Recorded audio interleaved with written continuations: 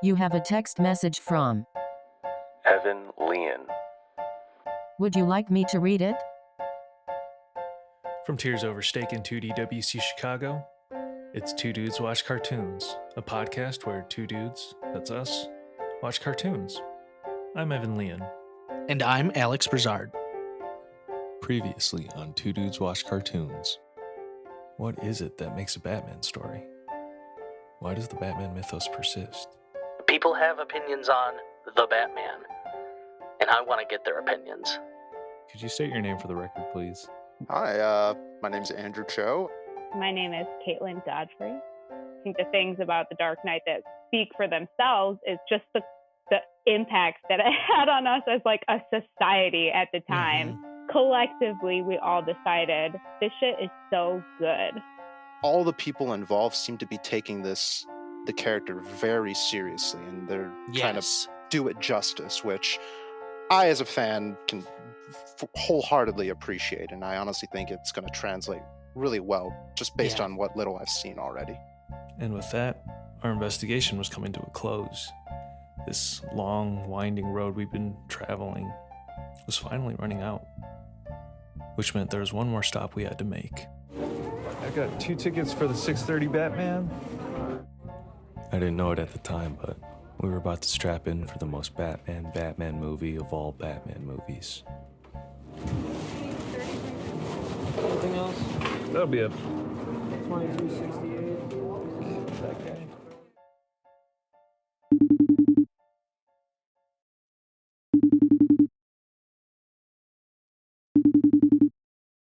Your call has been forwarded to an automatic voice message system. At the tone, please record your message. When you have finished recording, you may hang up or press 1 for more options. Two dudes watch cartoons, they're supposed to watch Monday, March 7th. I've just seen Matt Reeves The Batman twice over opening weekend. I'm still losing sleep over it. 2 months of nights have turned me into a nocturnal animal. Recording, editing, waiting. They tell me this investigation is a waste of time, but I am a waste of time.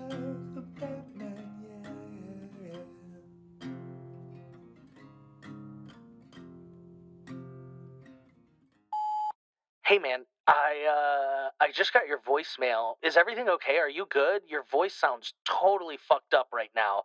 Don't forget, we have that interview coming up with Evan, and, I want to make sure we're on top of our game. We're wrapping up our investigation here. We're getting to the bottom of it, so make sure you're taking care of yourself. Like, drink some water, man. You don't sound so good.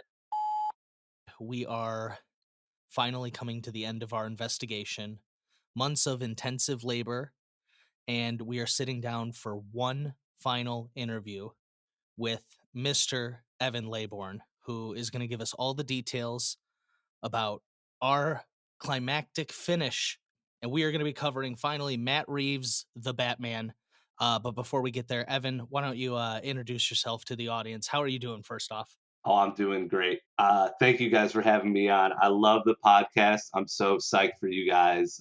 I've been secretly waiting for Evan Leon to be like, yo, dude, you should come out of the podcast, bro. I've been secretly waiting because I'm such a fan, and I'm just so happy to be on. Thank you guys for having me. We are excited to have you here to talk about this monumental movie, shall I say. Oh, yeah. That's a good way to put it. Okay. I had doubts. Everyone's heard them. If you've listened to part 1 of the podcast, I was starting to get nervous that maybe this was not going to live up to all the hype in my head. But the verdict is in. It lived up to the hype. I am so excited. I love this movie. General first impressions, starting with Evan Leon, since we have 2 Evans here today. I was cautiously optimistic, I'll say. We had recently watched Dark Knight. I just wanted to get myself in the mood, see where the bar is. And, that's a tough movie to stand next to. But Matt Reeves The Batman is a triumph. It checks all the boxes off for me. I saw it twice opening weekend, once on Thursday, once Sunday night. I really want to see it again. Even though it's a 3-hour slog. I'm ready. I'm ready. Laybourn, what do you think? Yeah, I mean, I echo your guys' sentiments. I went in and, I would say cautiously optimistic as well, like you, Leon. And the thing for me was I'm such a huge Rob Pattinson fan. I've become such a huge fan of his over the years. He's really truly become one of my favorite actors. He's acted in some of my favorite movies. And so I was feeling very like, okay, worst comes to worst, I'm sure Rob Pattinson is going to be awesome. Mm-hmm. But I was very surprised at how well made of a Batman film this was. I really thought, like you guys say, it checked all the boxes for me. It was really, I thought it was tasteful. It was interesting. It's probably the most interesting Batman story I've ever seen on the big screen, for sure. Mhm. It was just fun to sit there and try and follow what was going on. The characters were amazing. I totally loved it. I thought it was amazing. I love to hear that. I, for one, was not convinced, I guess, one way or the other on Rob Pattinson. Mm, I don't dislike the guy by any means, but I was like, mm, oh, okay, he's starting to do more out there stuff with the Lighthouse. So I went in not really 100% sure on my feelings on him, but holy shit, did he act the hell out of this role. And in Yeah. honesty, a lot of it was super nonverbal, which to me yeah, as an actor is so goddamn hard. And Mhm. he can convey just this I don't even know how to, this badassery, this freaking stare that totally. intimidates you. He can convey paranoia. He was doing so much just through his eyes in a Batman mask. I was very impressed with Robert Pattinson. Yeah. I have to say, his portrayal of Batman was top notch in the suit. He So, Absolutely. yeah. So maybe before we Mwah. get into the Sorry. movie or too in depth on Robert Pattinson specifically, I would say I'm closer to Alex, where like I know he's been doing more indie art house stuff. I haven't really probably watched any of it. Mm. Twilight movies were the last of the movies of his that I watched, which they were of the times. I can't Sure. hold that against him. It was a major blockbuster franchise, Mhm. but I was generally aware of his slow come up as an actor. But I know The Lighthouse is a recent, well-received performance of his with Willem Dafoe. What's your like hit list of like Robert Pattinson movies to check out? So Lighthouse is number one for me. Lighthouse Mhm. is the movie that like totally put me on the Robert Pattinson bus. I was like, okay, this dude is a force of nature. Mhm. He can play anybody. Mhm. Before that, I would say Good Time, which is a movie directed by the Safdie brothers, who more recently did Uncut Gems. It was one of their, it wasn't their first movie, but it was the first of their movies that was on my radar. And, I won't go too much into the plot or anything, but that is the other Robert Pattinson movie where I would say, like, when I saw that, I was just like, geez, we're really sleeping on this dude. This guy is a monster. So those two honestly put together, and there was a myriad of ones where, like, after Twilight, he did some kind of Mhm. rom-dram, like Yeah. Remember Me kind of type movies, I don't know the name of it. yeah, it just kind of like, which I thought were good, but those two movies really were like, oh shit, like this guy he can play a freak, and Batman's a freak. Yeah. So Batman is a freak. Batman's a total That freak. is so true. Yeah, So I thought it was perfect. this is really random for me, but one thing that really started turning me around on Robert Pattinson is when he got announced that he was playing Batman, I've started seeing more interviews of him, and I started seeing a lot of interviews around the time of him, I think, wrapping up Twilight movies, and Mm. they were just very he just didn't seem very into the movies or the books, and I actually thought it was like really funny. The quote that always sticks out to me is he goes, the first time I read it, he goes, it felt like I was reading someone's weird personal diary. And I was like, oh my God. And so his reviews on the Twilight movies, I was like, oh, okay, he gets it too. At least he's like in on it. So for me, it was the self-awareness, and God, there's always something about those British actors. But yeah, before we get too down the Pattinson hole, let's talk about this movie. And I don't necessarily want to go shot by shot, but I do want to start this podcast off with the opening scene of the movie, Oh my God. because I think it's brilliant. Yes. After seeing it, I thought it was amazing the first time I saw it, and when I saw it a second time, I was like, it's even better than it was the first time. Oh So my God. I don't even know how to set the stage here. The Riddler opening scene was great. We get the binoculars and the Ave Maria. Was not Okay. expecting that. But who here thought at first that we were looking through Batman's binoculars? That was my my very first impression. That was my But I- immediate I impression. think you're supposed to think that. Exactly. Yes. Oh, And- it's see. Oh, there's so many of these moments Yeah. where it's just so good. And so yes, I thought it was him. And I'll be honest, I actually thought that might be a real ninja, and he was killing that man until he grabbed. I also thought that. There was a split second where I was like, oh, "We're getting right into it." And I was like, We're "Oh, getting right that into is a it. child on Halloween." Got it. Okay, got it. But Same. my heart was racing the whole scene. And that is Uh-huh. one thing I noticed throughout this movie is scenes that maybe weren't always as intense or like jaw-dropping thrilling. Your heart rate would still get up. You could still get a little nervous, a little paranoid, and I just think that is such a testament to that the whole of this movie, the music, Totally. the visual. But so this opening scene is a really good look at kind of what's going on in Gotham with our mayor, and just like a little bit about the Riddler. Ooh, and he's Mm-hmm. I love that we start with him. I think that is kind of a Batman movie tradition. We do like to look at our villain in the opening scene.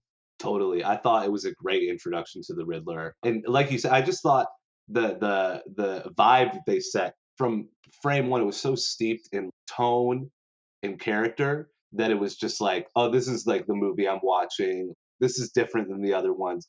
It was immediate. From the Yes. visual, like you said, from the visual aspect to even just the way that The pacing, everything about it set it apart. You're so right. That's a great way to put it too, is it felt Mhm. very distinct from the start. From the reveal, the first reveal of the Riddler in the shadows, it's got like it's almost a jump scare. I got scared. It's Yeah, akin I to got a jump scare. Yeah, because I didn't And- catch it right away, and then my eye focused on it, and I was like, it like and- was some like conjuring shit. Like Yeah. I was actually scared. It was from that I was like, oh, this movie is gonna be something different. And I was like, Yes. okay, I gotta like mentally prepare myself. I'm not here to be like shoveling popcorn in my mouth. Like I'm about to watch a goddamn movie. Yeah. But I think that's nice, and that's the most obvious or the most apparent instance of it having these horror inspirations, but it's a thread throughout, especially with the score, where Yeah. there's moments where the Batman is scored beating people up, but it's like the high pitched violin squeal, like that horror movie shit. Mhm. The psycho When trope, we're you know? watching, when we're watching the Batman, and I was like, I love the parallels they draw. I'm getting ahead of myself. No, and everything's fair It's game. so good. I want your Yeah. thoughts as they come out. I'm serious here. This Yeah. is what makes a good interview.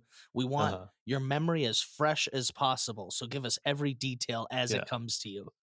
That was something I picked up on my second time watching both the Riddler and the Batman. The background is scored by like this horror Mm. music, and Mhm. and I it's just so beautiful because that very first shot sets that duality. What really is the difference between the Riddler and the Batman? Mm. It's great. I like that way of thinking of it. I do too. Most times when we look at Batman, we are picturing like an action movie, a darker Yes. action crime movie. This Mm. was like a horror mystery with some action. Right. And it was so well done, and it's laid out beautifully from the first scene, and then we actually get into I consider almost this the opening. This was what I originally wanted to talk about, was the narration of Robert Pattinson and Batman right after this scene, and when he's riding around this nights. oh, it's chilling, but it's also, once again, just to talk about Batman's voice, it's always like a topic of conversation. He's not doing too much with it, but I'm still getting everything I need to across. Like, it's not Absolutely. the this. He's not, or he doesn't have the Ben Affleck literally voice modulator.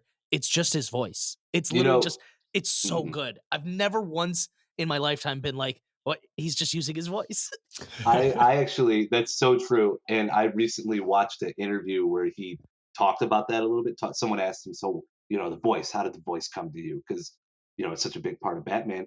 And basically, I'm not going to quote him exactly because I don't exactly remember what he said, but he was saying it just, when you put on the suit and you're in the suit and it's just kind of, it comes to you, So it was much less a thing, whereas like, with my personal opinion, the Christian Bale voice, it was very, it's like, oh, he's doing a voice. He's very much doing a voice right now. That's And it's very very true. obvious. Yes.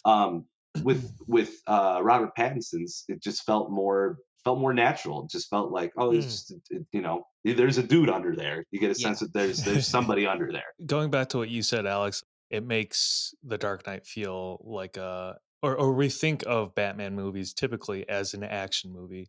In retrospect, The Dark Knight is held as the gold standard of the Batman movie. Mm-hmm. And compared to this movie, it feels like a Michael Bay Transformers movie. Like, I didn't know this is what I was missing in a Batman movie. For yes. sure. I think that's a great way to put it. Even the action feels more. It feels more like it moves a scene. Just those action scenes feel like they move the story along. There's a purpose to them. It doesn't feel spectacle-ish. Yes, that's the term. It was a spectacle without being a spectacle. It was like beautifully done, but without the grandiose of, the Joker running a bus through the side of a building. Right. Which is exciting in its own regard, but this was just so much more grounded in that way. And it's hard to call the movie grounded because there's a lot of very unrealistic things that do happen, but it never felt unrealistic, as weird as that sounds. I totally agree. And so the part I love is the thing we have never really seen in a Batman movie is just this opening shot of all these different criminals. And Robert Pattinson is narrating. He says, "My victims think I hide in the shadows. I am the shadows." And we get this amazing visual representation of this, where these people committing crimes take a look up at the bat signal, and then they stare into some dark alleyway, some dark doorway, and you can feel and see the fear that they have. And that is what this movie does better than so many other movies, not just Batman movies, is this was a show, not tell. It wasn't the criminal being like, "Oh, I'm scared, man." It was just a look in a dark alley, and I got scared from it. It was through osmosis. It made me frightful to walk down that dark alley. Oh, it was so well done. I can't praise it enough. And just for it to be the opening scene, to me, I was like, this is what is great about Batman is he goes, I don't need to be everywhere. I just need them to be afraid of me. And it's that's such a crucial part of Batman is he's like, I can't be everywhere stopping all crime. But if that bat signal stops one person from doing something, we're on the right path. Oh, I love it. I love it. Sorry, I know I just ranted there, but it's such a good scene. No, that was one of my you said it, show don't tell. It was and that was the sense I was getting. I was like, oh, this is like I was thinking it was one of the best examples of that I've seen in a long time. Yes. Show don't tell, where so much is said about the character, about the city, about how people perceive this character, the Batman. And it was just I thought it was just wonderful. Since we're a little bit here, he's a new Batman. That's a really fresh look. We do usually see him when he's a bit more established. I know Batman Begins bounces back and forth a little between, him starting and established, but he's really just new. He's learning, he makes mistakes. And what I love about this is not everyone knows him. And I'll be honest, I don't even think his name's technically the Batman yet. I don't think he has a name. It's like a newspaper moniker they've given him, like Florida Man. Yes. No, 100%. Because a lot of the time, most of the characters, because when he introduces himself, most of the characters will continue to call him Vengeance throughout the movie. And upon first watch, I thought it was just them jabbing and joking at him. Upon second watch, I think he doesn't have a name. And the Riddler is the one that just calls him the Batman. And everyone's like, oh, well, clearly he's talking about the masked vigilante beating people to a pulp at night. And I think that's where he gets his name. I love when the Penguin goes, "Oh, you want a drink, Mr. Vengeance?" And Catwoman calls him it. So I really like this look of Batman because it is building in Gotham that fear, that myth, that the building of this person who is the Batman. So you talked about the fear that he instills with the bat signal, which I love how much they utilized it. It was a central location in this movie. What did you guys think of this rendition of Gotham City? I think I was comparing it to some of the other Batman movies. I'm thinking of the Dark Knight trilogy. You watch those movies and it's like, oh, they're in New York. Like that's kind of how it feels to me, except maybe for the first one a little bit.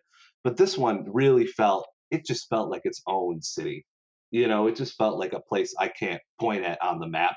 Yes. It just, it totally Well felt said. like in this universe. It didn't take me out of it at all. I didn't see any buildings I recognized. Stuff like that, where it just those little things, it just again firmly planted it in the world that it's trying to build.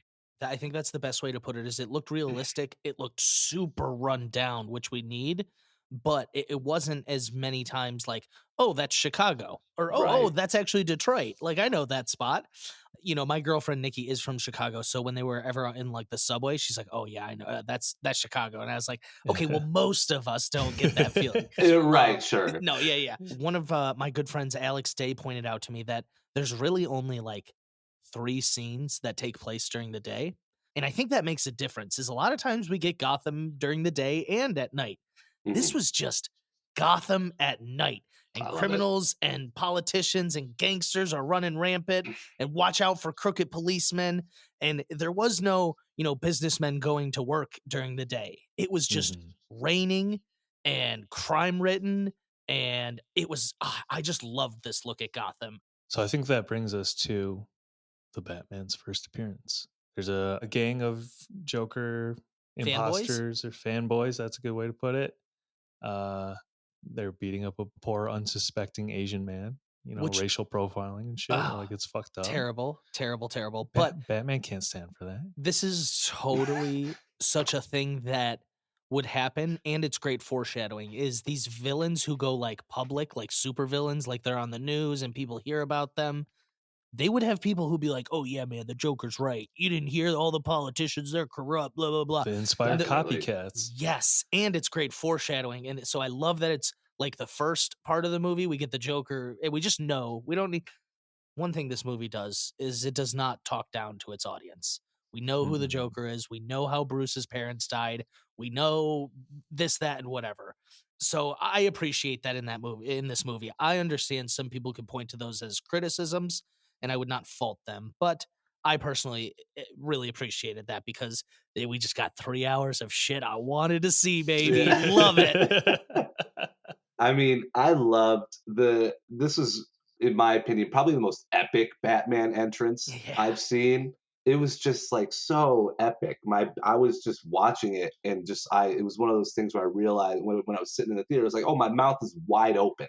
I'm like, just because it's so awesome. And it's so violent for PG-13. He was wailing on him. He was wailing on these guys. And the cherry on top that I think really even just further drilled the vibe home and drilled the character home is that the man he was protecting was scared of him at the end. And I think that was true. I think that was great. And that prevailed all the way. I don't want to skip all the way to the end already, but that had, at the very end that happened too.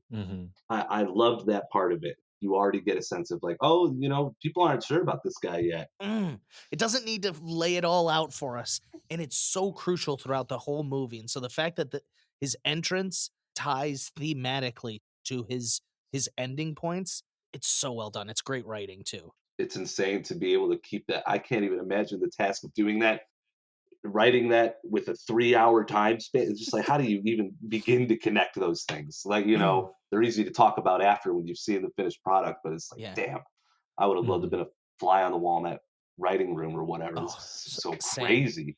All right, Evan Leon, what did you think of the Batman's entrance? Like you were saying earlier, so much of Pattinson's portrayal of Batman is physical. It's nonverbal. His slow gait. I was thinking about it as like, you have to exercise physical restraint to walk that slow. He's like, clip, clop.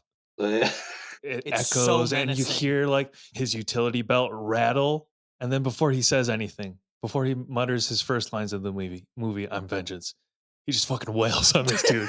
Wop, wop, wop, wop, wop, wop, wop. I'm vengeance. It's so great. It's so good. Oh my God. Is an amazing Batman entrance. And think about it. Like I said, it's not his parents dying in the alley and him as a child. It's not him training. It's him just on year 2 of being the Batman. I love it. Just drop me in here. This is such a fresh take. And I know this is another criticism of people. To me, this movie was a character study of the Batman. it was all about him. It was from his perspective, and we barely saw any Bruce Wayne. And when we did see Bruce, he was really working on Batman stuff. And when he's dedicating his whole life to this cause, this idea, this thing, the Batman, you see him get consumed with it in everything he does. And so it manifests in the way he walks and talks. And it's just, I appreciate so many little things about this movie upon second watching that is just very clear. And there's small hints of the legacy that is to come of the Batman, and that he's just at the doorway right now. We've heard that criticism too of like, where's the billionaire playboy? And it's like, did you not watch this movie? He hasn't invented the Bruce Wayne persona yet. He is addicted to his work. It's all consuming. It's all he can think about.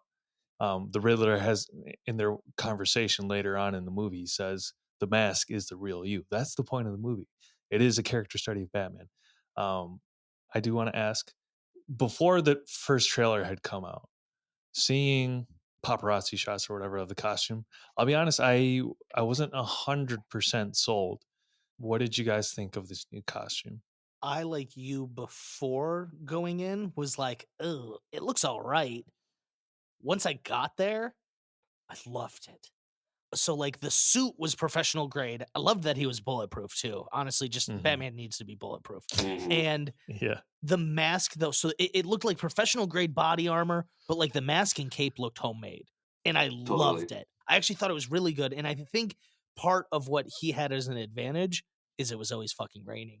And I think it looked cool as shit when it was wet and raining. For sure. I agree. I thought it was perfect. I thought it was such a great, am I going to say it was the best bat suit of all time? I don't know, but I think for this interpretation of Batman, where he is in his life, like we've talked about 2 years into being the Batman, it's perfect. It's not chic and shiny like many of the other ones. There's no nipples on it. It's just unfortunately for us. No pro nipples around here. Big pro nipple bat suit. But no, I thought it was awesome. And one other thing that I loved about, and I'm going to keep going on about Robert Pattinson because I love the man. I thought his physicality of the Batman was perfect for this point, because when I think back about other Batmans, specifically Christian Bale, I think, when you see that guy, he's huge. He is huge in that bat suit. And not saying that Robert Pattinson is not huge in this bat suit, but he looks like a guy. He looks like tall, but not like stocky, if that makes sense. Totally. And it looks like a guy that you might see on the street, that you might walk by and be he looks attainable. Yes. And that was big for me. I wanted to leave the theater knowing that I could attain that level of fitness. To me, I think the best way to put it is like if someone saw Christian Bale's Batman, or excuse me, if someone saw Christian Bale's Bruce without his shirt on, they'd be like, whoa, dude, why are you so ripped? Yeah, but if they saw this one, if they saw Robert, they'd be like, oh yeah, no, he's just, he's the recluse billionaire that doesn't get out much. He used to work out a lot. Yeah, that's exactly how it was. And so I think that's a good way to put it was, if he took his shirt off as Bruce Wayne, no one's going to be suspicious. Yeah. But yeah, I loved the costume after watching it. I love how practical it felt. You could hear all the pieces move. You could hear the leather rub against itself.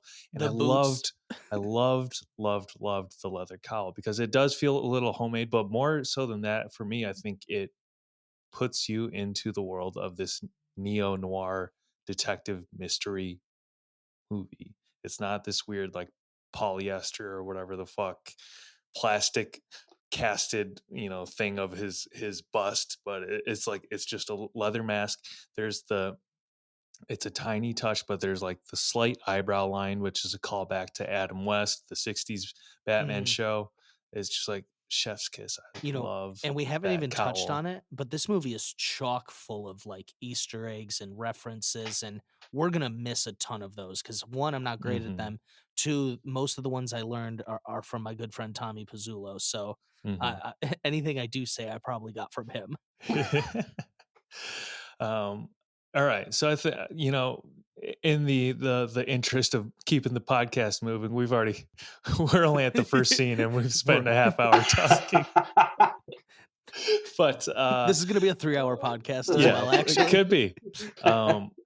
So not necessarily chronologically, but the next character I want to get to is Alfred. Whoa, not the jump I thought you were going for. Andy Serkis, the mocap artist behind such beloved characters as Smeagol and Caesar. Is that his name in Planet of the Apes? It is, yeah. Caesar. And he's Caesar No Kill Ape. Ulysses Claw in Black Panther. He's one of the people who has crossed both universes. I will say this Alfred was criminally not in a ton of the movie, but he had some super like impactful and important parts in the movie. So Evan Laybourn, what did you think of this Alfred we got? I loved this Alfred. I agree with you. I would have loved to maybe see him in a little bit more because I just thought he was so great. And I was talking to one of our buddies, Phil Gallagher, about Alfred and this portrayal of Alfred, and what he said, I really think hits the nail on the head, is that Alfred in this movie feels much more almost like a bodyguard to Bruce Wayne, which I think is interesting. And bodyguard might not be the best term, but protector maybe more so than Michael Caine in the Nolan trilogy feels just like, a butler, and he gives, with his unending servitude and all of this. And, Alfred felt like, Andy Serkis's Alfred really felt like the physical protector of Bruce Wayne, which I thought was great. And that is something I think is kind of newer in some of like the comic book lore of Alfred. Is he's got like military background, and he's sometimes cited as the Wayne family's head of security or whatever. So I think that's a little bit of where that comes from, but I think it works in this really grounded, rather than just having just like a butler around. Totally. Yeah. And he serves a really important movie moment, if you will, when Bruce finally, and I'm jumping towards the end a bit, but when Bruce admits, I'm not afraid to die, but there is one thing I'm still afraid of, losing those that are close to me. And it's a touching moment because like he's been pushing Alfred away for most of the movie. He literally said, "You're not my dad." Like not even as a joke. He literally said it. And so, it was a really good moment. It almost brought a tear to my eye. I was like, damn, this is so good. And that's why I'm saying is I really liked this Alfred, but I don't think I could ever call him my favorite over Michael Caine, but he served such a important part of the movie that like, I'm glad it was him. I'm glad I loved everything he did with it. And yeah, I think we will get more of him because as we mentioned, I think as Bruce is going to be out being more a public figure, maybe he's going to mix it up with the mayor. And maybe he's going to actually start doing more of that Playboy stuff. That's going to be where Alfred comes in, getting him like re-civilized. Like he's like a stray dog right now. And Catwoman called him a stray. He is a stray right now, and Alfred's going to tame him. She's got a thing for strays. Oh, that was such a great line, not to jump around. But that one literally made me like gasp a little. I was like, that's so good because I thought it was a joke. The way it was set up, he goes, "You got a lot of cats." And she goes, "You got a lot of cats." God, I love his fucking Batman. Yeah. And she goes, good. "I got a thing for strays." And I was like, oh, ooh. It like made my body tingle a little. I was like, oh, okay. So good. I don't want to jump the gun here, but whenever we get into Commissioner Gordon and Jeffrey Wright's portrayal of Commissioner Gordon, we're going to have Evan Leon do his Jeffrey Wright impersonation because it is chef's kisses. I got to think about it for a second. We can get to it soon. I'll wrap up, but I think, obviously we all wanted more. I think more so than Andy Serkis as Alfred. I think I like what Alfred represented story-wise. I loved the terse relationship. I don't even know if I'm using that word correctly, but I love that relationship. I'm sorry, I wasn't going to say relationship with. I just say things and look them up later. I wasn't going to call you out, but you called yourself out. But I love his relationship with Bruce because Bruce is really bristly towards him. And it's like, they're not friends. He has the "you're not my dad" moment, which is a little goofy. It felt earned. It felt right. It's a goofy line when I say it back, and that's why I had to joke about it. But it felt fine in there. Yeah. They set it up well with the cufflinks too. I love that moment. But yeah, let's head to the next character, Jim Gordon, played by Jeffrey Wright. Laybourn, let's start with your thoughts. Amazing portrayal, and I think really it's hard for me to talk about this character by himself without bringing in him and Batman's that's fine. Bring him in. Connection here and chemistry. I just thought it's like what's that thing in Dragon Ball Z, the fusion thing? The fusion dance, yeah. Like it's like when you combine these two, if you create this force that is just like so. It was so awesome to watch them. It just felt like I was in the room with both of them figuring this out while they're figuring it out. They're talking to each other, they're figuring it out. And I just thought he was a great compliment to Batman, in my opinion. I love the partner look for these two. Yeah. Once again, I love that we just jump into Jim Gordon wholeheartedly trusting Batman with his chest and him being basically the only one. The opening scene, not the opening scene, but I keep calling everything the opening scene. So Jim's opening scene where he's walking Batman through the crime scene and all the cops are staring at him. So good. And then he goes, "Hey, you're going to let him in here?" And he goes, "Stand down, Ramirez." Oh my God.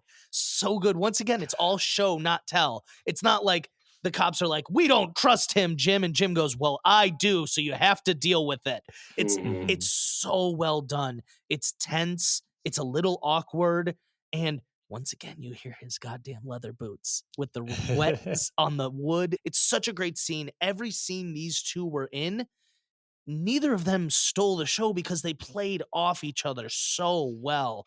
This was such a great partner look for the two of them.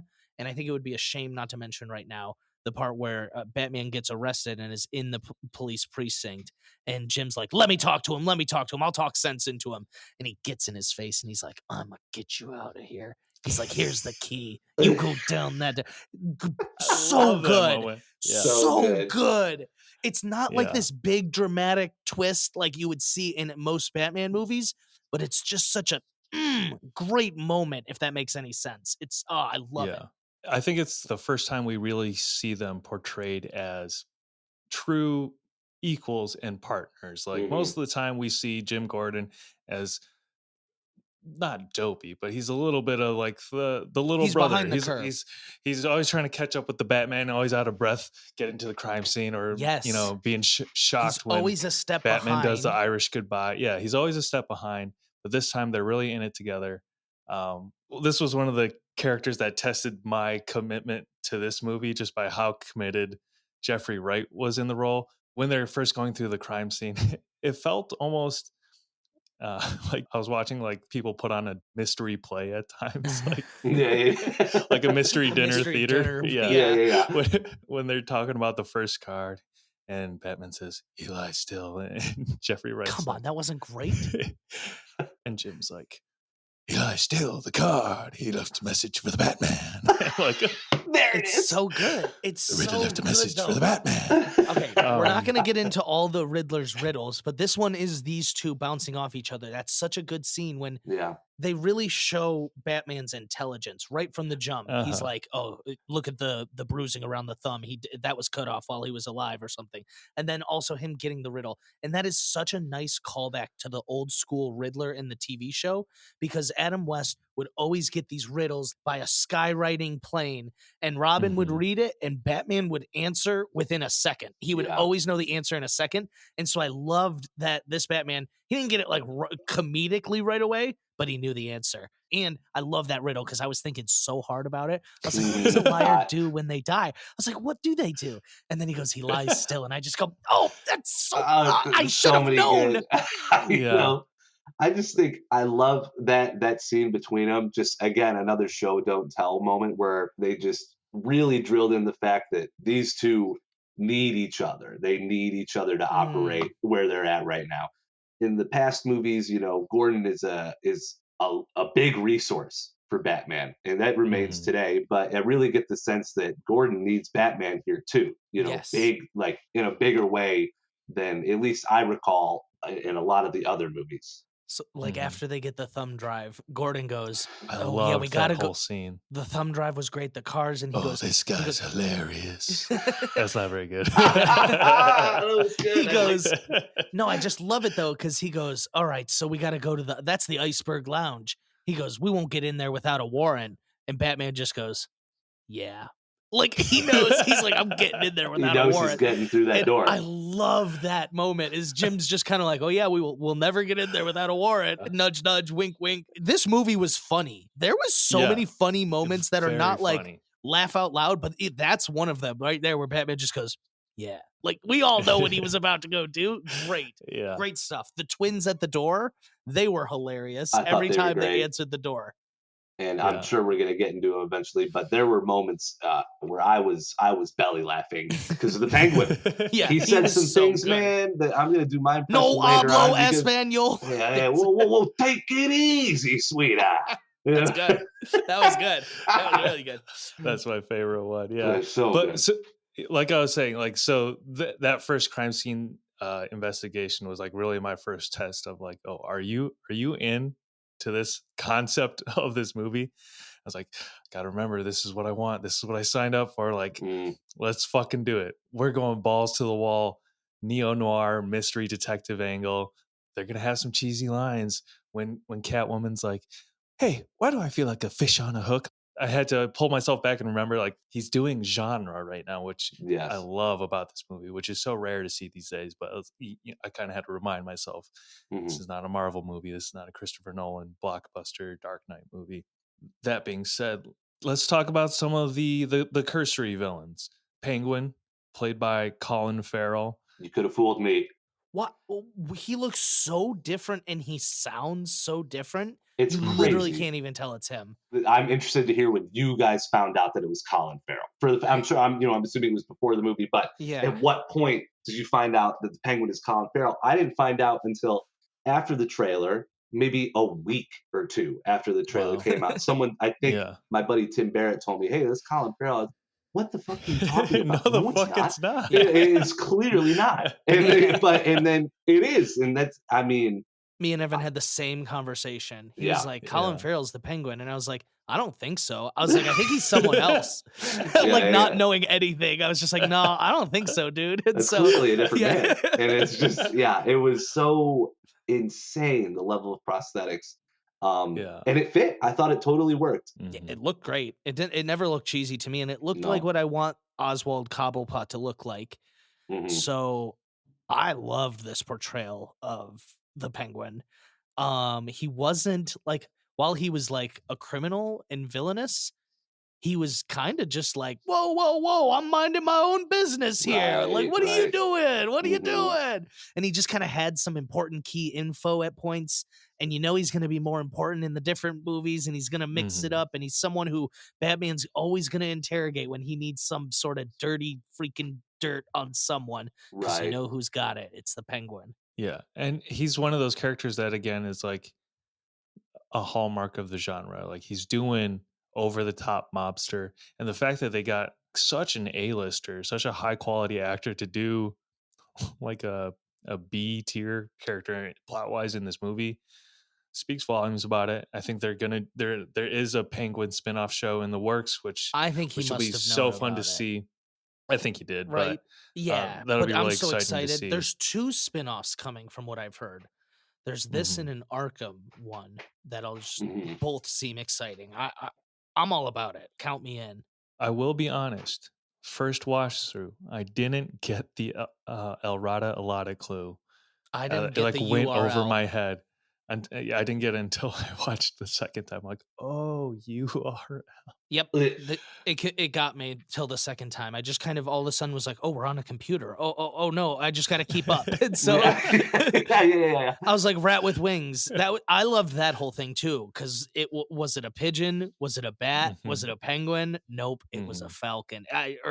So good, because that was one I thought I was one step ahead of them. And then, nope, turns out there was 2 more steps that I had missed.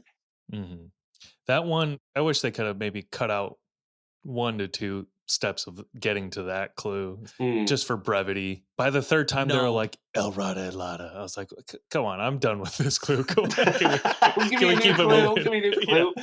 Just let me go to the website. Evan goes, stick to the rule of 3s, please. Yeah. I remember I was in the similar place where it's just like, all right, he's talking about this rat a lot, so I'm ready, while I loved the environment it's creating, and I love being, I would rather be along for the ride and not knowing what's going on at every single second than to being able to be ultra predictive and just knowing what's going on. First watch through, they directed so many ways that it took me away from my first hunch, which is like, obviously it's Carmine Falcone. Like, come on, it's obviously it's the current mob boss. What are you talking about? Come on, Batman.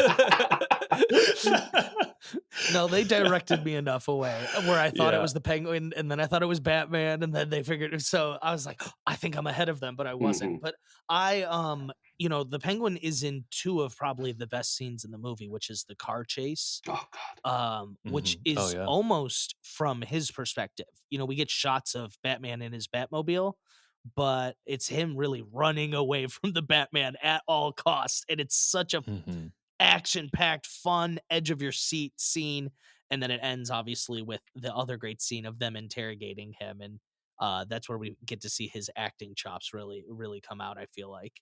Yeah. I do just want to give a quick shout-out to John Turturro, who plays Carmine Falcone. I feel like I've only seen him in more lighthearted comedic stuff, but does a good job as a mobster. I know him as Adrian Monk's brother, for anyone who ever has watched Monk. Another world's greatest detective. That's good. It's the Big Lebowski for me. That's he's in that too. That's the classic John Turturro role. I forgot about that. Okay, it's Transformers for me. Another back to we Michael all Bay. Have such a random. I know. Yeah, I'm waiting for someone to say it's Mr. Deeds for me. That's a deep cut. This is good. I haven't thought of Mr. Deeds in forever. But he did really well. And you know what? I'll be honest. I thought this man had transition sunglasses, and I was mad. And then when I found out he just always wears sunglasses, I was like, okay, I'm kind of okay with that. Yeah. So I had to come to the weird realization. I'm more okay with sunglasses inside than I am with transition lenses. I think most people feel that way. Okay. Didn't know if that was a hot take or not. Yeah. This episode is brought to you by Warby Parker. Yeah. All right, Evan, it looks like we have a recording from what I'm guessing is the Riddler himself, and we need to figure out this riddle before time is up. So I'm going to play it real quick. Here it is. It can be high or low, over but not under, lost but never stolen. All right, and just so we can actually understand what the riddle is, it can be high or low, over but not under, lost but never stolen. Evan Laybourn, what do you think this could be? Oh, you're asking me? Okay, so it could be high or low, over or under, and then lost but never stolen. Over but not over but not under. High, lost but never stolen. Lost but never stolen. High but never under. Low. High or low. High or low. Over but never under. Lost but never stolen. Oh God, I have no clue. 30 seconds. I don't know if you guys went to that website after the end credit scene and try and solve you guys got to do that. Are they hard?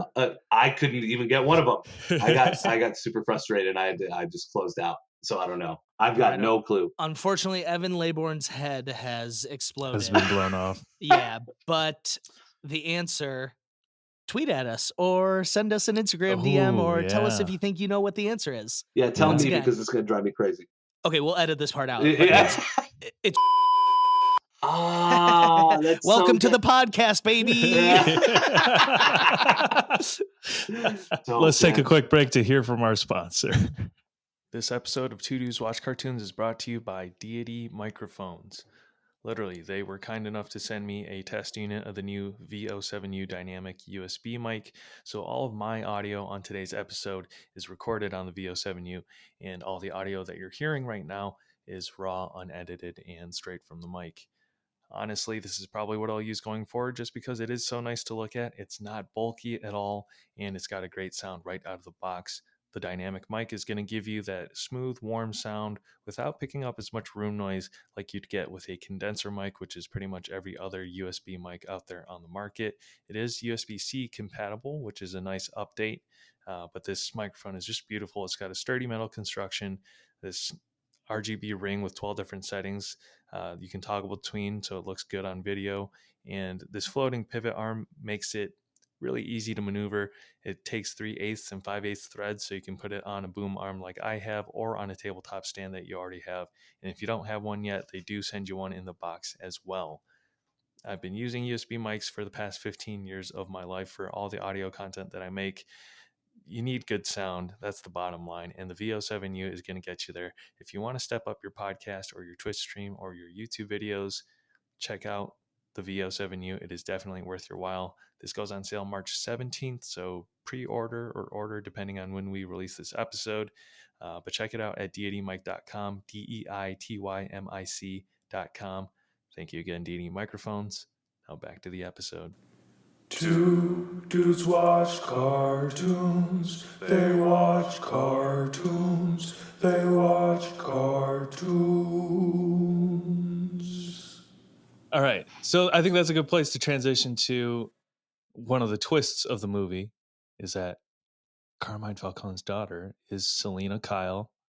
This episode isn't coming out for another 2 weeks. So if you were planning to watch it, you've had plenty of time to not get spoiled. But I was like, where are you going with this? Okay. Let's talk about Zoë Kravitz. Brizard. Wow. What? Oh, okay. Wait, sorry, I'm flustered. Yeah. We got to talk about Zoë Kravitz. Okay, sorry. I don't even. Where do I begin? I have like a schoolgirl crush on her. Holy shit! Did she nail this? I love Anne Hathaway as Catwoman. I love Halle Berry as Catwoman. Zoë Kravitz is my new favorite Catwoman. She was so good. She was so good. And like I said, it was a lot of physical acting.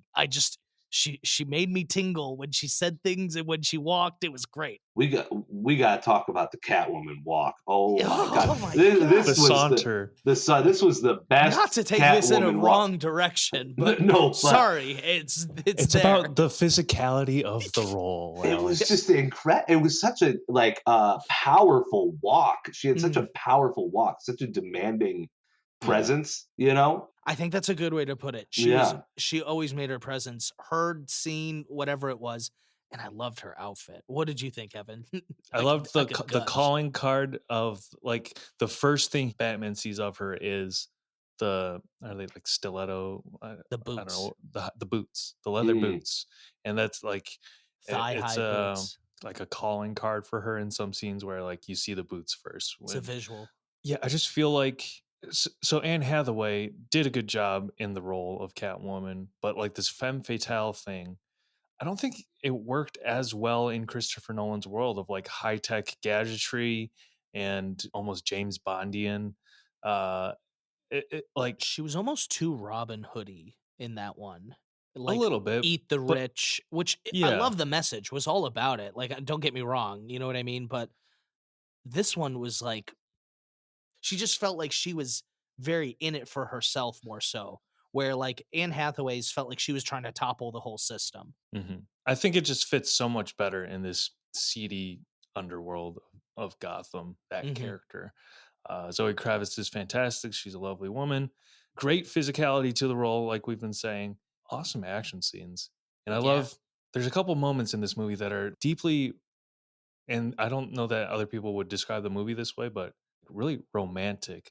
The first scene is after their scuffle and they're both hushed up against the wall as the cop is coming through the mayor's house. Yeah, and it's when she finally loosens a little because she was struggling and she realizes what's going on and she looses and it almost looks more like a hug. Oh my God, that's probably the first hug Bruce has had in so long. No. Like I am making a joke, but I'm actually making a point here too. This is literally what freaking draws him to Catwoman is like Yeah. he doesn't have these moments with anyone else in his life. That's a great point. Yeah. Yeah. I love the moment where she's putting in the contact lenses and he like gingerly holds up her chin and he goes, "Yep, that's good." So good.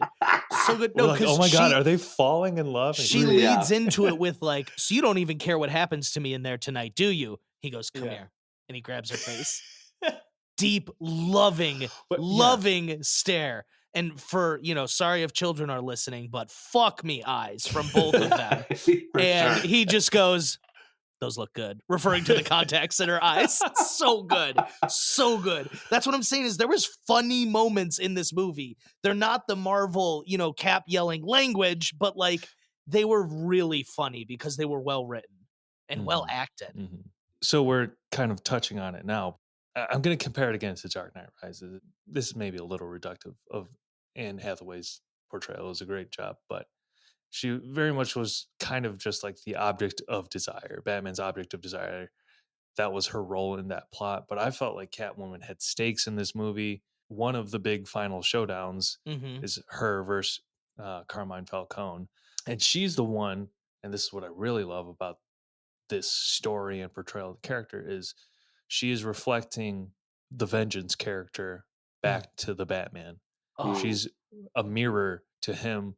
And so when he says, "Don't throw your life away," telling her not to shoot Kenzie, he's pulling himself back from the edge as well. It's like, he's like, oh, maybe I've gone too far. So she is a reflection of his humanity, and she loses it sometimes just as he's lost his way. And I just love that dance. You didn't even finish the iconic line there. He goes, "Don't throw your life away." She goes, "Good thing I got 9," and jumps off the goddamn building. Are you kidding me? That was one of my favorite moments when she literally goes, "Good thing I got 9," and then boom, it was perfect. It's the perfect balance of it's not too cheesy to make me go, to recoil, and it's fun enough to elicit some excitement. It's clever enough. It's clever enough to not be dumb. It was just, again, testament to the writing and the character. And again, I don't know that moment would have worked in Dark Knight Rises, because it would have been like, "Good thing I got 9 of them." Clicks a thing on her visor, folds up into cat ears. There's transformer noises. Hops on a motor. Like it just doesn't work as well there. I get what you're saying. So for me in this movie, what the big difference between Anne Hathaway and Selena in this one was more so the romance aspect of it. Like that one, not saying that one felt forced. It definitely felt earned in Dark Knight Rises. But this one was much more, like Evan said, the mirror. Batman is addicted to this criminal lifestyle, beating up criminals, wandering the night. He can't have a normal romance at this point. No other woman is going to give him what she does. No other woman's going to know him. As the Riddler said, no one's going to know him as he actually is in the mask, like she is. Everyone's going to end up knowing Bruce Wayne, and he doesn't feel like he is Bruce Wayne anymore. He is the Batman. And so to me, it's just his all-out love and desire and lust for just like the criminal aspect of it all.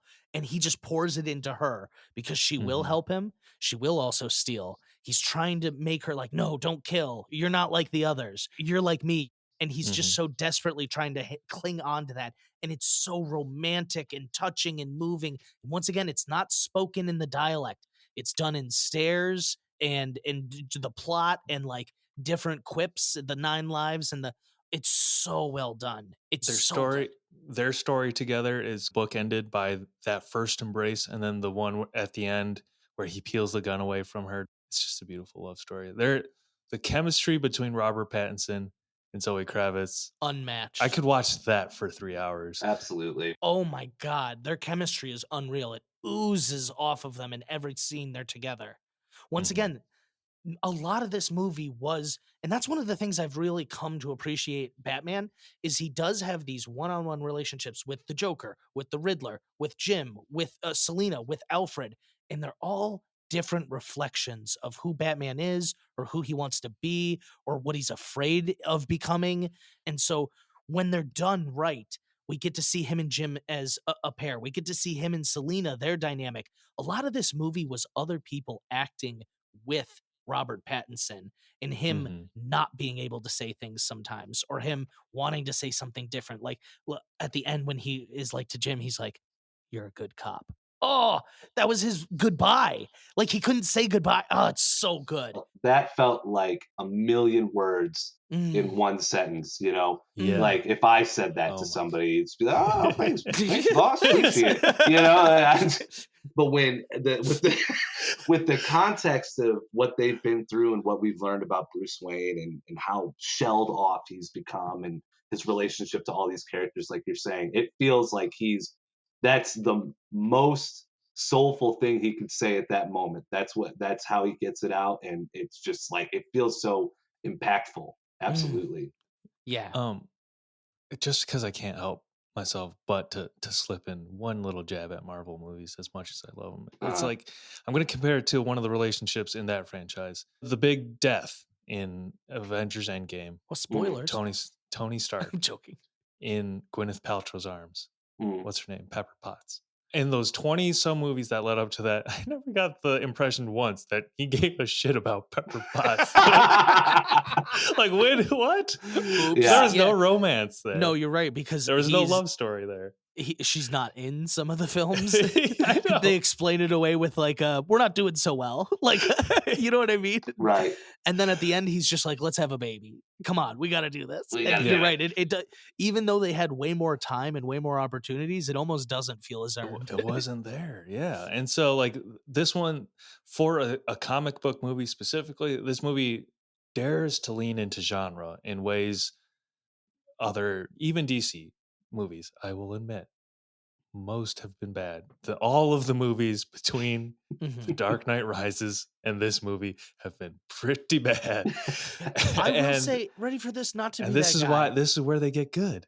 We are on a streak of decent DC content right now. We got Zack Snyder's Justice League, like at WB's behest more than anything. Which I loved. Kicking and screaming. Yeah, loved it. We got a kicking and screaming. But then we got The Suicide Squad, which was good. It was good. It wasn't like amazing. It wasn't revolutionary, but I enjoyed it. And then we got Peacemaker, which I was like, whoa, if they could do this with Peacemaker, they're missing some opportunities. And now we got this. I think we are starting to hopefully turn the tide a little. They're not as worried about catching up to Marvel. They're just like, we need to make good movies. Yeah, and I think formulaic, not any of that. Yeah. They're daring to be different. And that's what they movie need. Is so different. That is what they need moving forward.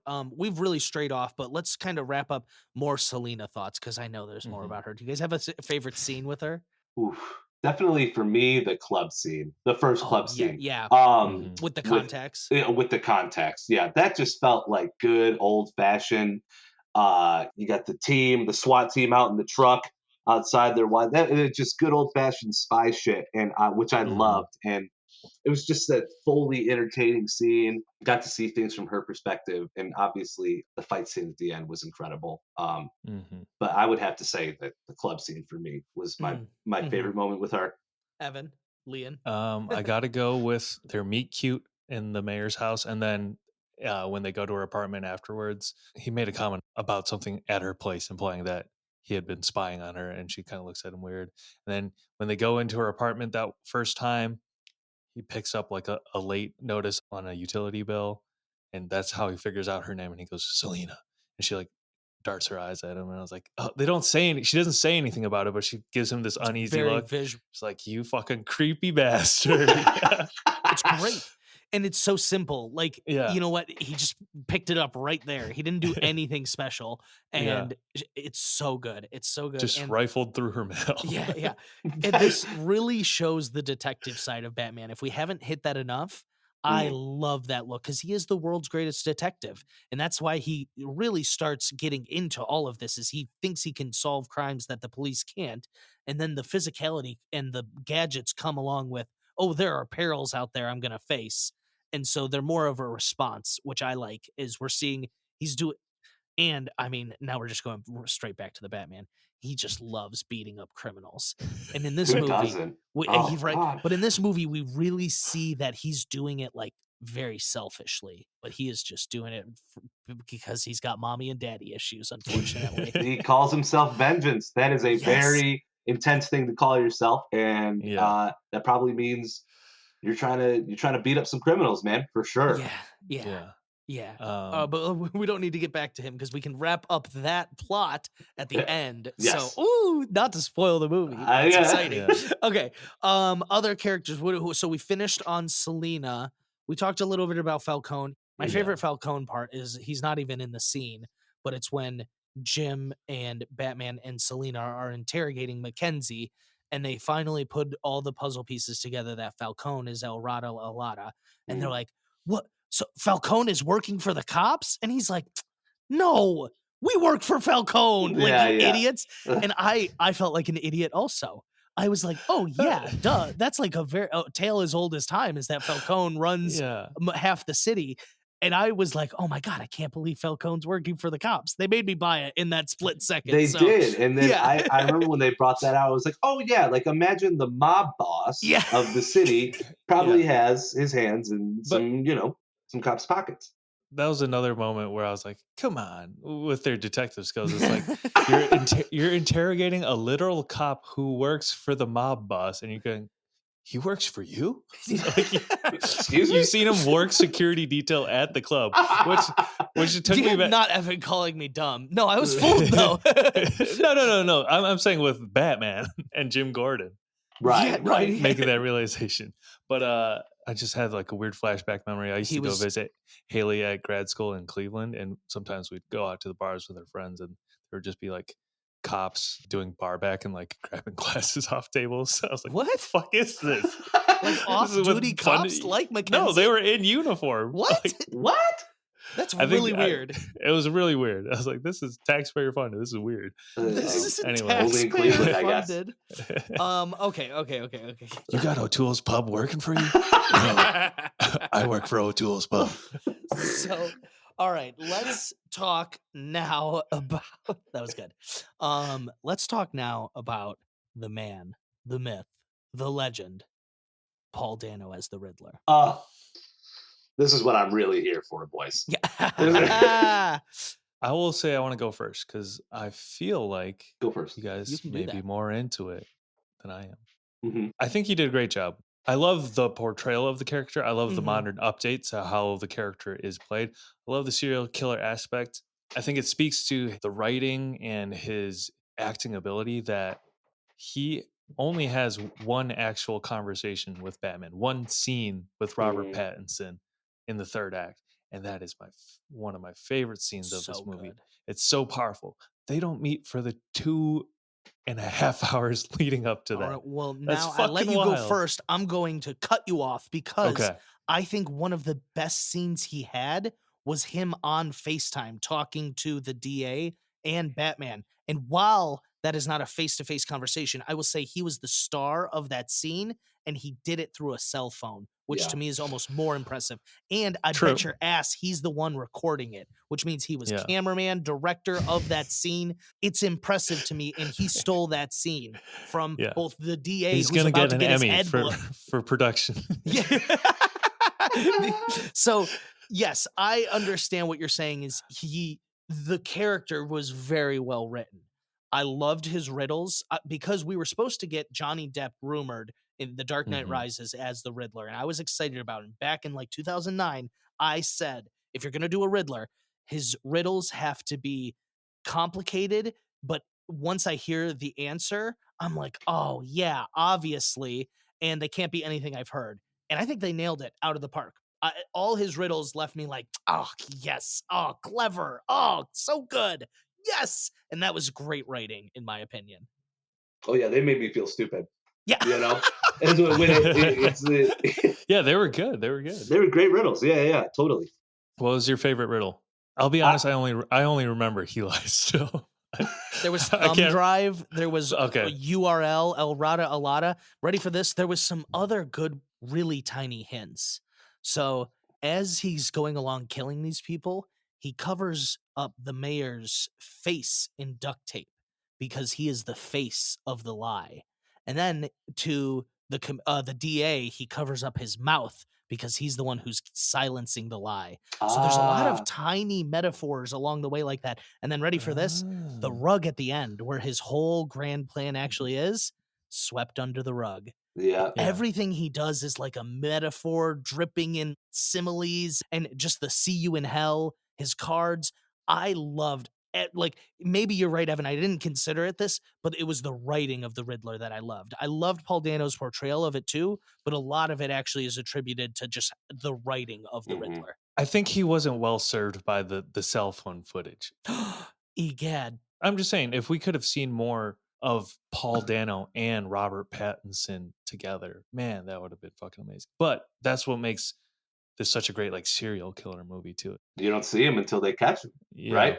I think he was perfect. Also, you know, huge Paul Dano fan. But I loved the it's hard to describe. So he's portrayed as such this smart genius, almost this like Zodiac killer type, where it's like, how are we going to crack this? You know, there's no way we can crack this. And then, not to jump ahead, but to the end, they're seen together. You realize he's had this one thing mistaken this whole time. It's like, oh, he's overlooked something here, you know, in terms of his relationship to the Batman and the Batman's involvement. And it's something like that, even though he's so smart and so well thought out, and he's got everything meticulously planned, you know, something falls through the cracks too, which I loved. Let's talk about that end scene, because it might be my favorite moment of the whole movie. The conversation they have, the realization of what Batman has been inspiring.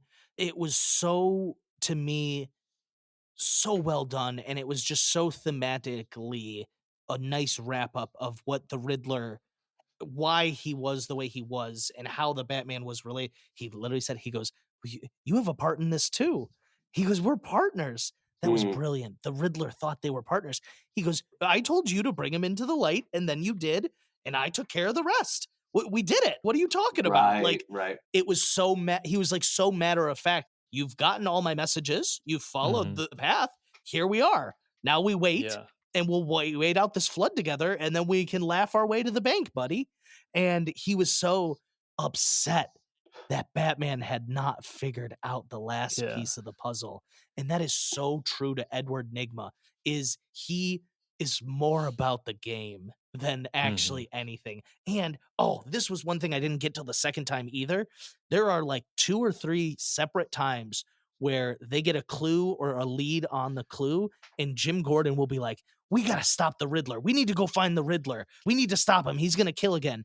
And every time Batman responds with, if we follow the puzzles, we'll find the Riddler. Batman's more into the game too. Batman's like, I'm just going to follow the clues and we'll find him. Where Jim's like, let's go do something else to find this crack job. Like, this is not working. We need to stop him now. And Batman's like, let's follow the clues. He continually, at every turn, is like, no, we're going to keep following the clues. He's into it too. Let me walk back my previous statement. I'm not disappointed in Paul Dano. I don't think he was well served by the cell phone footage. I would have loved to see him do more of his thing. And boy, when he did his thing in fucking Arkham Asylum, this is not how it's supposed to go. Every movie Paul Dano was in, he has to have a meltdown.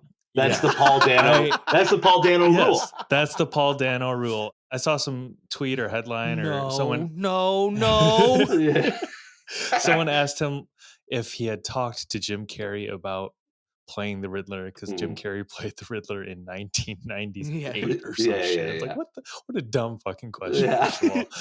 But he goes, no, I haven't really, but like, you know, I'm doing a different take on the character. And he's like, I do love Jim Carrey. He was one of my favorite actors growing up, as was Nick Cage. And I was like, that tracks. That tracks. That absolutely tracks. There's no question about checks that. Out. Yeah. That's so funny. I really like Paul Dano, and I think he served his purpose really well. He was creepy when he needed to be creepy.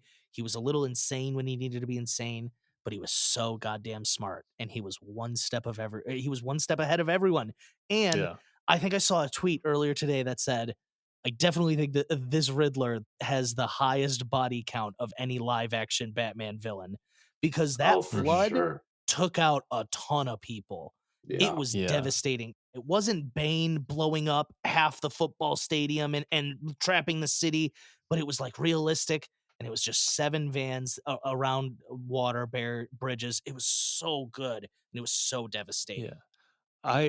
This is one of my first thoughts of the movie is before even watching it is I just love that the crime that Batman is trying to prevent or combat is just murder. It's not Yeah. It's not a wrestler committing acts of terrorism on an entire city. Call in the fucking National Guard. It's For like sure.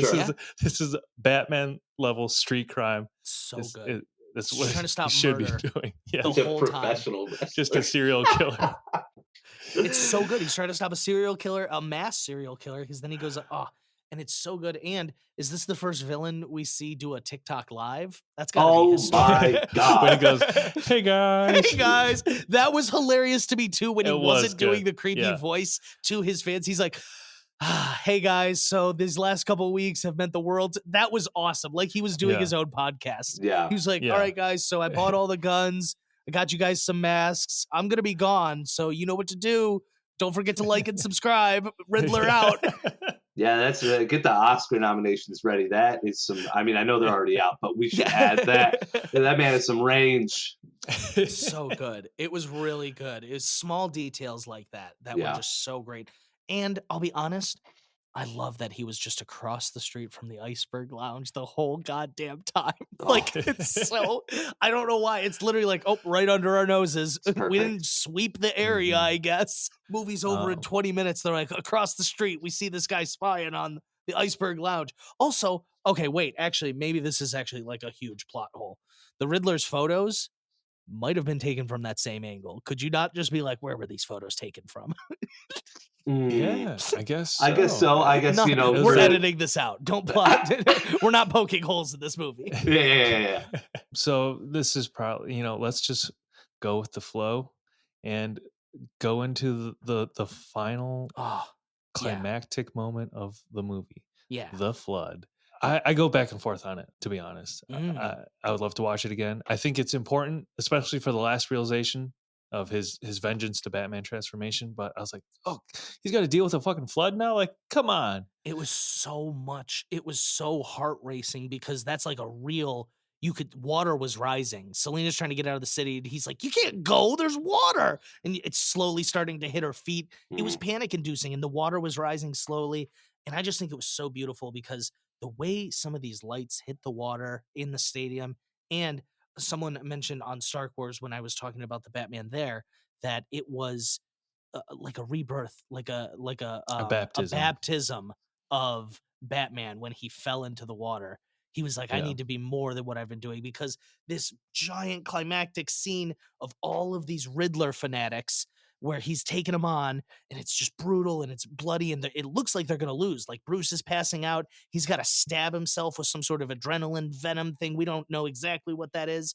And it just comes to that great moment where the criminal goes, he's like, who are you?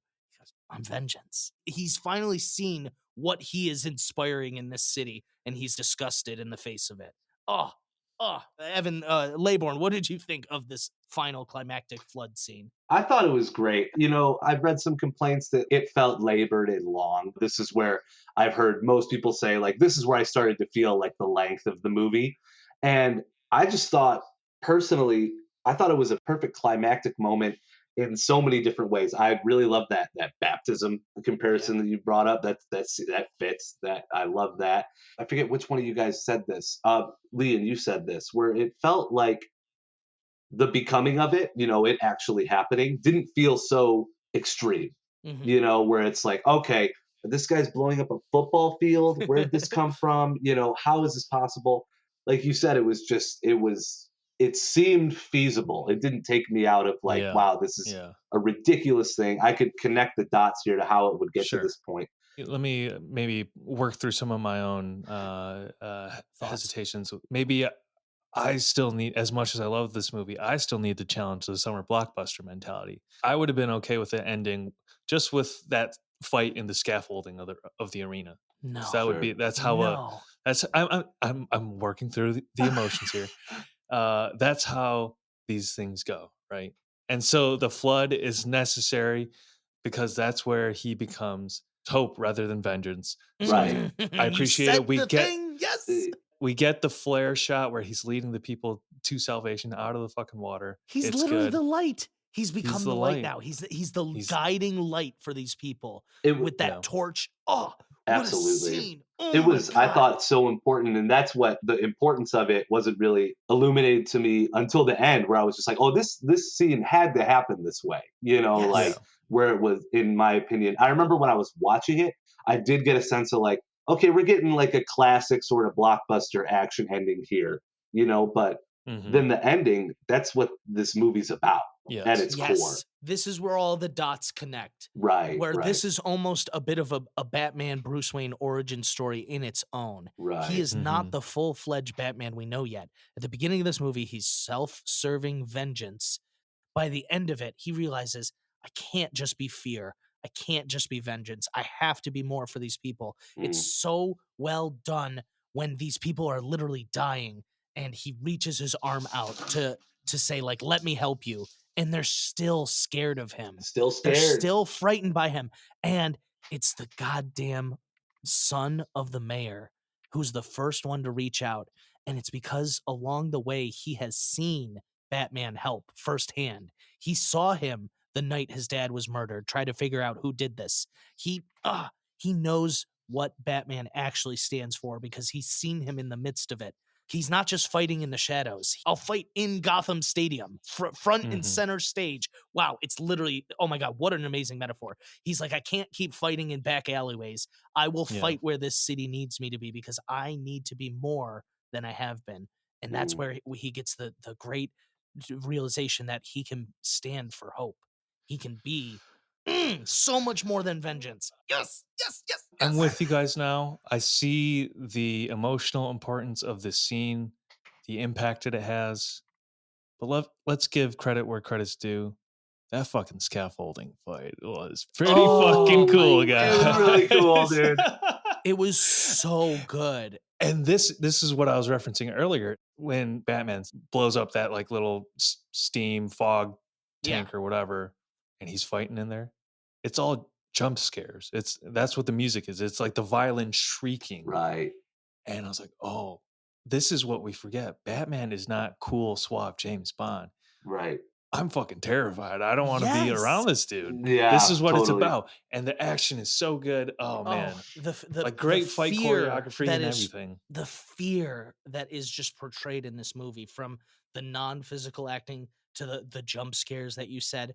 Oh, and one thing we didn't touch on, I have to go back just a moment, is the paranoia throughout the whole movie. I didn't catch this as much my first viewing, but from the goddamn jump, yes, Batman is scared that the Riddler is going to unmask him from Right. the start. Right. As Yep. soon as the Riddler says the term unmask, and then as soon as he mentions Bruce Wayne, he's like, you have a part in this too, Bruce. He, the whole time, is so paranoid that the Riddler knows who he is. Now, I know it's a little open for interpretation. I personally don't think the Riddler does know he's Bruce Wayne, and it was a design for us to feel that paranoia that Bruce and Batman did. I don't even want to call him Bruce. To feel the paranoia that Batman did, like, oh my Mhm. God, he knows my secret. And then he gets him with he's the only one we didn't get.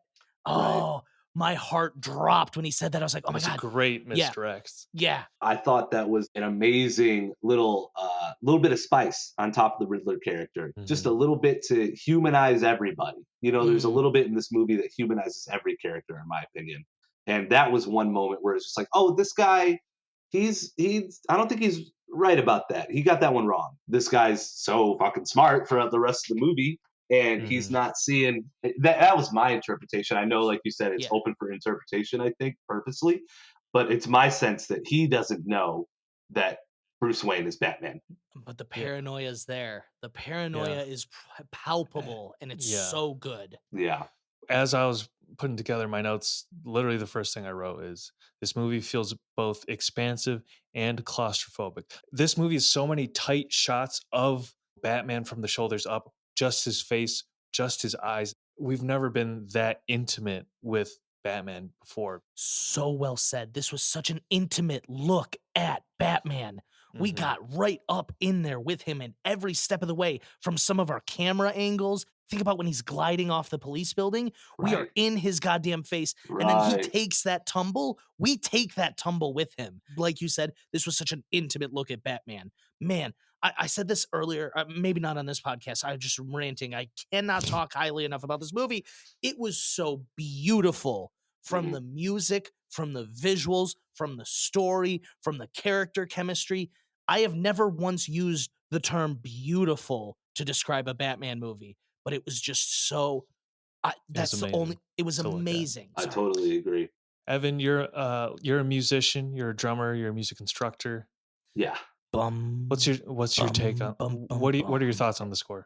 In my opinion, and I might be suffering a little bit from recency bias here, just from having just seen it, but I love movie music. It's one of my favorite genres of music. And Mhm. as much as I admire and love Hans Zimmer for what he's done for movie music to kind of modernize it and push it a little bit, I Mhm. think that Michael Giacchino, I'm pretty sure I'm saying his name right. I think he created the best Batman soundtrack that we've had so far.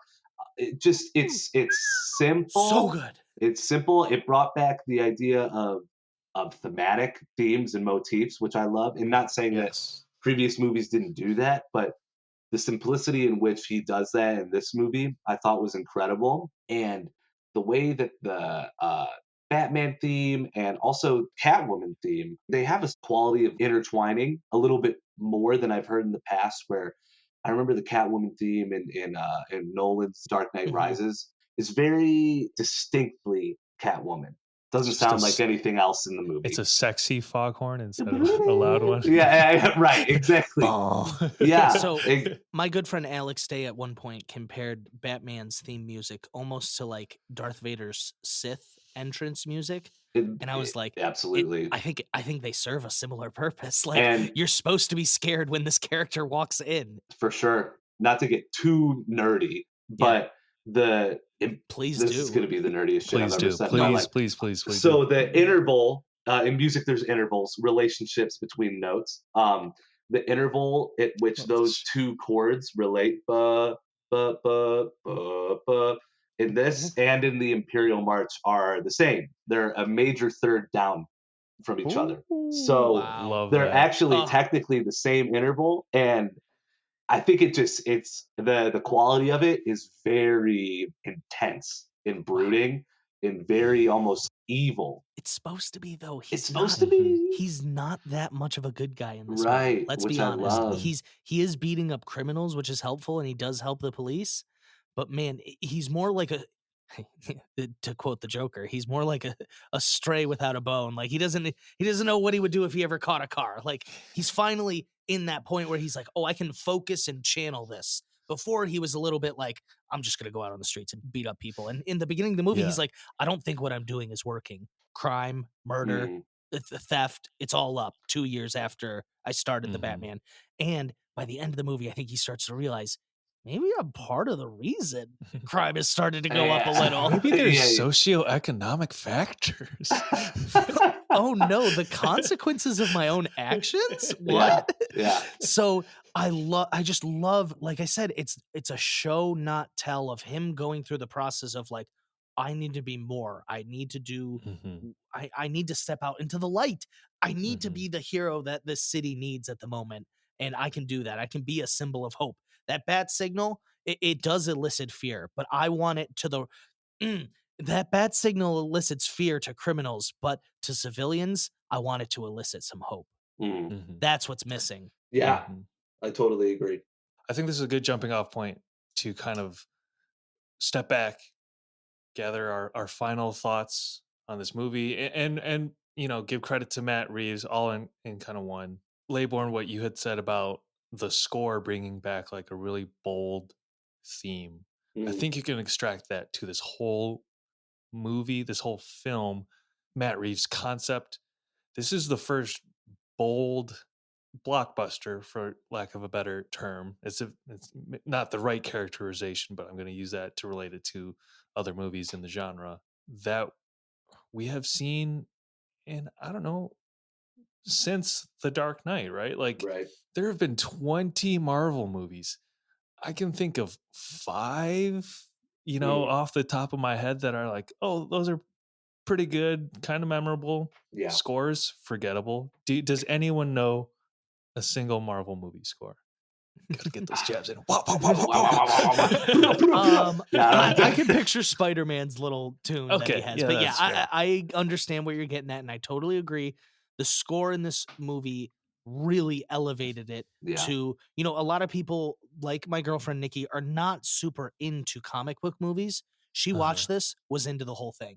She was on the edge of her seat. She loved it because this is so much more than a superhero movie, in my opinion. Yes. And so the other thought I wanted to make sure I mentioned is that just the fact that this movie is not shot 100% on green screen on a soundstage in fucking Atlanta, like every fucking Marvel movie. It's so much more engrossing. There's a real sense of place to this Gotham City, to this film, to Matt Reeves' take, and I give him so much credit. He directed this movie, co-wrote the script. I'm blanking on the other writer's name at the moment, but I want to give him so much credit for writing this intricate mystery, leaning heavily into genre while world building film that is like nothing we have seen before. There's going to be this debate, I think, for a long time, which is the better film, The Dark Knight or The Batman. And the way I've boiled it down is for me personally, this is the better Batman movie. The better Batman movie might be The Dark Knight. Sure. You can make arguments both ways, but this is the better, more faithful adaptation of the character, and it's just so much more of a statement. The Dark Knight, you're right. It's probably a better movie, whereas The Batman's a better Batman movie, if that makes sense. They're both great. It's really hard to rank one over the other. I would have to say, if we're going on closing thoughts here, this movie to me was like a love letter to Batman. It was a character study, a deep dive, intimate look at everything that makes Batman Batman. The paranoia, the late nights, the lack of sleep, the bruises, the fights, the interrogations, the paranoia. I might have repeated that. I'm paranoid. No, but it's so good. It's so good, and it's mostly visual.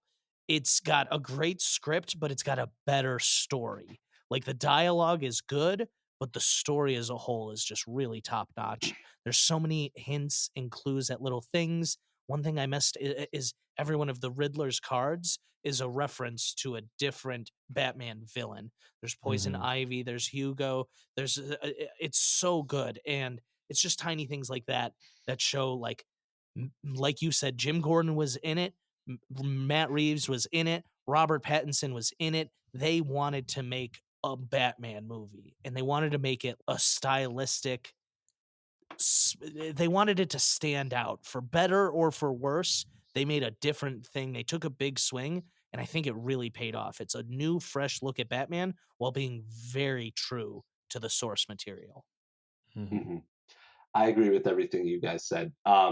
Not to beat a dead horse, so what I will say is, I say beat that horse. Yeah, more. Yeah. What I will say is no horses were harmed in the making of this podcast. Yeah, PETA, don't come at us. So what I will say is that I think this is the direction that I'm seeing DC headed has got me monumentally excited for what's going on in this universe, because growing up, DC characters were always my favorite. I think they are, in my opinion, more interesting characters than some of the other characters we have out there. And I just think what they've been doing is they've been focusing on making good movies first. I love how this is just a good movie by any right. The qualities of good filmmaking are in there. There's a good story, there's a good script, there's good acting, visually, good score, and a good, amazing score. Cinematography is beautiful. It's wonderful to look at. It's not writing, even though obviously it's a Batman movie. Batman and its characters play an enormous part in it. It's a good movie on its own right. It's not necessarily only driven by the fact that, hey, this is a superhero movie, so you guys are going to want to come out and see it regardless because we got superheroes in it. I love that this is just a good movie in its own right. One that I would, if I wasn't a Batman fan, I would probably still enjoy watching just because Yeah. there's so many awesome That's a great elements way to to put it. appreciate. Yeah. Really well said. Yeah. Really well said. Wow. This what a movie. That's all I can say. Yeah. Good. I almost feel like our closing thoughts are still not even enough to just give No. this movie the Yeah. credit that it deserves. It was so well done. And while I don't blame a single person for saying it's not as good as The Dark Knight, it's still, ranking is subjective. It was still just such a goddamn good movie. It's Yeah. so good. It's up there. It's in the conversation. Yeah. It's one of the GOATs. That should be enough. Recency bias or whatever. It's certainly, all things point to, if you just look at it and its craft, it's up there. It's one of the best ones. Mm-hmm. Evan Laybourn, thank you so much for closing out this months-long investigation into the character of the Batman with us. Really appreciated your insights. Can you tell the listeners where to find you, what you got coming up? Sure. So I'm honored to be on with you guys. This was so much fun. I love talking shop with the boys. I had a great time. So, like Evan said earlier, I'm a musician, playing a few bands in the Metro Detroit area. You can find I'll just name some of the bands you can find this on Spotify. Perpetual Care, No Great Fun band. Club, Boyfrienders, Mm-hmm. Solo Vachik. Those are some of the groups that I play in that are on Spotify. And if you're around the area, we got shows, and come out and see us. It's a whole bunch of fun. Thank you so much for coming. Yeah. Thank you for having me, guys. This was such a blast. This has been a great time. I love covering this. When you guys do your Star Wars series, come get me, all right? I'm in on that one. I think I know a guy. We could hook you up, maybe. Yeah. Cool. Well, thanks. This was a lot of fun. Here with two Evans, a good old Evan sandwich. So I think that's all we got. That'll do it for this episode of Two Dudes Watch Cartoons. I'll do the whole thing. Yeah. I can't stop thinking about this movie. No, I know. I'll do the whole thing later. Just edit it in. And that concludes our two-part investigation of the Batman. This episode is produced by Tears Over Steak and Two Dudes Watch Cartoons.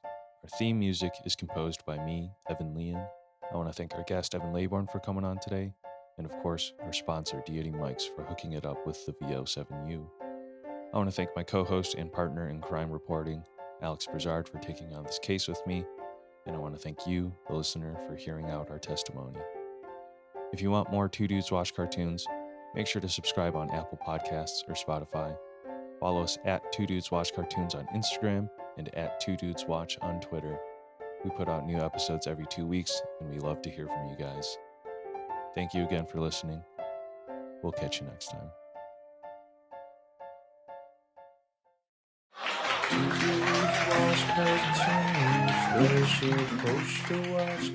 Welcome to another episode of Talking Dudes. I'm with the two dudes behind the incredible inside scoop on the Batman. Thank you. People have been clamoring for them all ever since. How are you guys?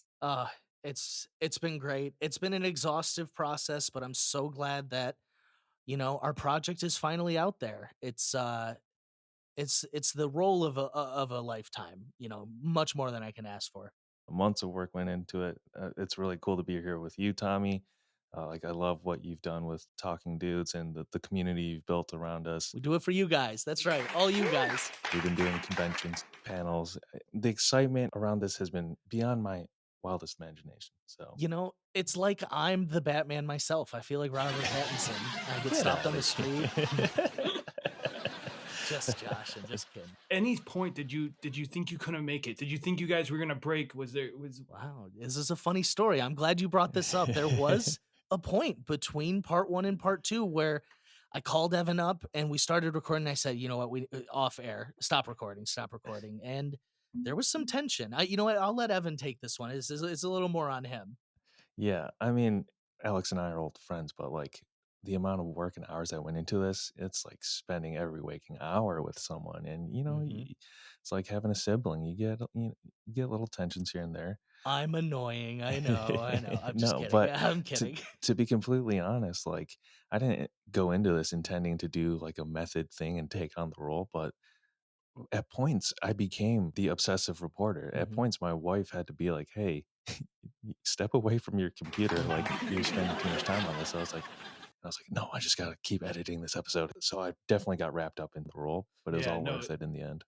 It definitely came across that grittiness that like I felt you in the character. I was like, oh, where did Evan go? I just didn't even know where you were anymore.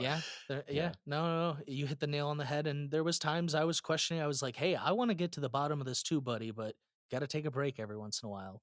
Go outside, see the sun. Any wild fan experiences, since this has gone out, what's the wildest fan experience you've had? I've had a few. Some people stop me on the street and they're like, you're one of the two dudes, right, from the podcast. I'm like, yeah, it's me. You get photos. I mean, I guess you get people who will like yell from a distance, be like, is that you, Alex? And you're like, oh God. You put your collar up a little. It's embarrassing. It's fun though. It's nice. I'll always stop for a photo. I'm usually not doing anything better with my time anyway. So Evan will charge him $5. Just kidding.